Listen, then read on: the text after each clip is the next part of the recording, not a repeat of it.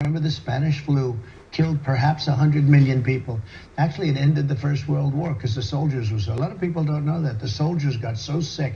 It was a terrible thing. There were no vaccines. There was no anything. I came up with a vaccine, with 3 vaccines. All are very, very good. The vaccine worked, but some people aren't taking. The ones that get very sick and go to the hospital are the ones that don't take the vaccine.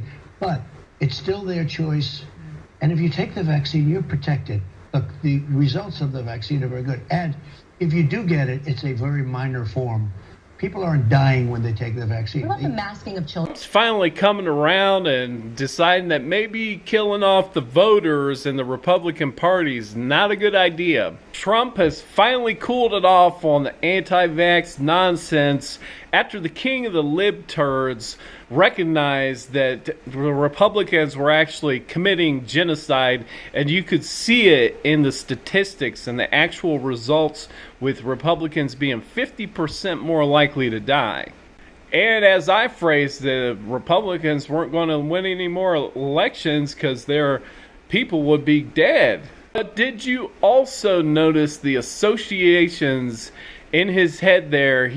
What's on his mind is a battlefield weakness. Now, this tells us the next TrumpTerd terrorist attack is getting closer and closer because he's starting to think about battlefield logistics. And, there's been a lot of Civil War talk, and especially on the radical right, and, they would have got crushed, and it would have been the most strategic time in history for the Union Army to go on the offensive because, one group is vaccinated, the other group isn't. Trump's likely getting ready to mobilize the TrumpTerd terrorist troops, and who knows what targets they're after this time. Even the mainstream media is recognizing that behind the scenes, Trump is endorsing candidates around those states who defied him, getting rid of the people who defied him, putting in yes guys that will help him overturn election results, who won't say no to him ever.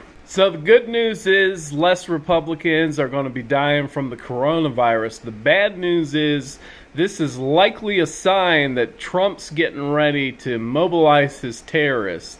And that's why the Union Army has raised the defense alert level almost to red, a very dark orange color. And the millions of Union Army troops are in a semi-activated state right now where they're like firemen getting ready to go out the door and defend America from the Nazis.